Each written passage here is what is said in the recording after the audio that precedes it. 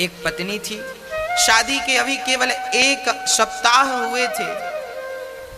खबर लगी कि पति को कोढ़ की बीमारी है, पूरा शरीर अब कोढ़ की गिरफ्त में आने लगा है, पूरे शरीर से दुर्गंध निकलती है, मावाद बहने लगी, कोई देखे तो उसे घिन आती है। ऐसा शरीर उसके पति का हो गया। पर धन्य थी वो स्त्री कि अपने पति की ऐसे शरीर, ऐसी दुर्गति होने पर भी वो अपने पति से प्रेम करती और अपने पति की सेवा करके अपना पत्नी धर्म निभाती।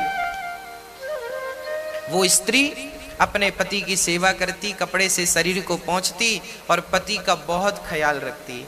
कोई और स्त्री होती शायद तो इस अवस्था में, शादी के अभी 1 सप्ताह हुए थे, इतने जल्दी कौन किसे स्वीकार करता है?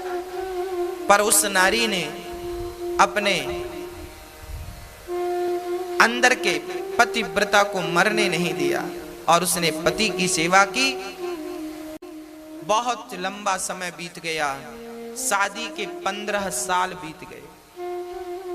15 वर्ष बाद उसका पति बाहर बैठा, ठंडियों का समय था, धूप में बैठा था। सोचो, वो नारी अपने मायके नहीं जाती इसलिए कि मैं चली जाऊंगी तो इनकी सेवा कौन करेगा। ना तो भाई सेवा करता है, ना परिवार में कोई आगे बढ़ता है। पत्नी करे तो करे, नहीं तो वो मर जाए। धन्य थी वो नारी जो पति की सेवा करती। एक दिन पति सर्दियों के दिन बाहर आंगन पर बैठा था, तभी उस नगर की एक सुंदर वैश्या वहां से गुजरती है। राजा के घर नाचने जाती थी वैश्या। जब वो राजा के घर नाचने जाती तो उसी रास्ते से गुजरी। आज कोढ़ जिनको था, उस कोढ़ी ने उस स्त्री को देखा, आहा कितनी सुंदर है ये, और उसकी सुंदरता पर लट्टू हो गया। उसका मन वैश्या के पीछे चला गया। शाम को बड़ा उदास था। पत्नी ने कहा, स्वामी जी क्या हुआ? तब कह दिया, क्या बताऊं, आज यहां से वो स्त्री गई, उसके संग मेरा मन चला गया। तुम बहुत बड़ी, देखो एक पति अपनी पत्नी से कह रहा, सुनना जरा, ये पद्म पुराण में लिखी घटना है, सच घटना है, कोई मुंह जवानी की नहीं। हाँ, उस पति ने कहा, उस कोढ़ी ने कहा अपनी पत्नी से, सुनो, एक बार तुम चाहो तो वो वैश्या मुझसे मिल ले, बस एक बार उससे मिलने की इच्छा है। वो वैश्या है ना, वो मुझसे मिल सकती है, उसे हम जितना पैसे चाहिए पैसे दे देंगे। अब एक पति भला अपनी पत्नी से कह रहा है कि तुम हमें उस वैश्या से मिला दो, पर पत्नी तो पतिव्रता थी, भला पति की ये आज्ञा भी कैसे टालती? आज तक किसी आज्ञा का उल्लंघन किया नहीं था, ये आज्ञा कैसे टाल? ठीक है, मैं आपकी मुलाकात जरूर कराऊंगी, यदि आपकी इच्छा है तो ठीक है। वो पत्नी उस वैश्या के घर जाने लग गई। सवेरे 4 बजे जाती, उसके घर का झाड़ू करती, बर्तन करती, चौका करती, चली आती। वैश्या ने देखा कि मेरे घर झाड़ू पोंछा कौन करता है। एक दिन उस वैश्या ने ताड़ लिया अर्थात देख लिया, छिप करके देखा कौन आता है मेरे घर काम करने। देखा तो ये पतिव्रता। अच्छा, ये इतनी बड़ी पतिव्रता है, इसके चर्चे चारों तरफ फैले थे। लोग जानते थे कि फलाने की पत्नी बड़ी पतिव्रता है, पति को कोढ़ है, फिर भी वो सेवा करती है, घृणा नहीं करती, नफरत नहीं करती, उसे घिन नहीं आती। वैश्या चरणों में गिर पड़ी, देवी तुम इतनी बड़ी पतिव्रता हो, मेरे घर झाड़ू लगाओगी, पोंछा करोगी, तो मैं तो वैसी वैश्या हूं, मुझे नरक में भी शायद जगह ना मिले। तुम इतनी बड़ी पतिव्रता मेरे घर झाड़ू क्यों लगा रही हो, बताइए। तब वैश्या से कहा पतिव्रता स्त्री ने, देखो देवी, मेरे पति का मन तुम पे आ गया है, तुम मेरे पति को एक बार मिल लो और उनकी इच्छाओं को पूरा कर दो। जब इस प्रकार का निवेदन एक पतिव्रता नारी ने उस वैश्या से किया, वैश्या को पता था कि इसके पति को कोढ़ का रोग है, शरीर से दुर्गंध निकलती है, परंतु आप कह रही हो तो ठीक है, कल शाम के समय, कल रात्रि के समय आप अपने पति को मेरे घर ले आना, मैं उनसे जरूर मिलूंगी, भेंट करूंगी, ठीक है। अब ये पतिव्रता नारी अपने पति को ये समाचार सुनाती है कि वो आपको कल मिलेंगी। अब तो ये पति बड़ा प्रसन्न हो गया। दूसरा दिन हुआ, शाम हुई, चलने का इंतजार। अच्छा ये कोढ़ी था, ज्यादा दूर चल नहीं सकता था, शरीर जर्जर था।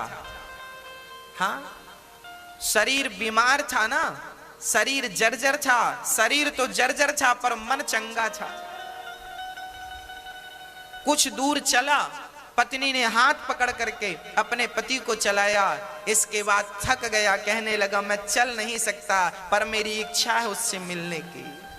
बैठ गया, रोने लगा। पत्नी ने कहा स्वामी जी रोइए मत, आप मेरे कंधे पर बैठकर चलिए। तब पत्नी ने अपने पति को अपने कंधे पर बिठाया। जरा दृश्य देखिएगा, इस नारी ने अपने पति को कंधे पर बिठाया और वैश्या के घर जंगल के मार्ग से चली। गांव के भीतर से जाएगी, लोग क्या कहेंगे? पति को कंधे पर बिठाकर कहां जा रही हो, लोग हजार सवाल करेंगे। जंगल के मार्ग से जा रही है, कोई देख ना सके। पर उस जंगल में एक घटना और घटने वाली थी। क्या घटना थी? वहां पर एक संत बैठे थे। हाँ, वो संत, एक वहां का जो राजा था, उस राजा के घर में कुछ चोरों ने चोरी करी। चोरी करके धन संत की कुटिया पे छिपा दिया। राजा के सिपाहियों ने संत की कुटिया से धन को बरामद किया तो उन्हें लगा चोर ये बाबा ही है। तो उस संत को चोर समझकर राजा के सिपाहियों ने उसे सूल पर टांग दिया। एक पैना सा सूल कांटे की तरह जमीन पर गाड़ा और उसे उस सूल पर बिठा दिया। वो बाबा जी के शरीर में सूल चुभता हुआ नीचे से लेकर ऊपर सिर पे निकल गया। पर संत असली थे, समाधि असली थी, सूल उनका कुछ बिगाड़ ना सका। सिपाही राजा के वहां से भागे। बाबा जी रात्रि हो गई, सूल पर लटके रहे। अब ये पतिव्रता नारी अपने पति को कंधे पर बिठाकर जब ले गई तो इसे रास्ते में दिखाई ना पड़ा, अंधेरी रात थी।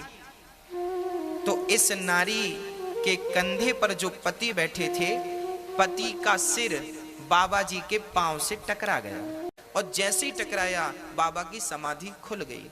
बाबा ने श्राप दे दिया, जिसने मेरी समाधि भंग की वो सूर्य उदय होते ही मर जाएगा।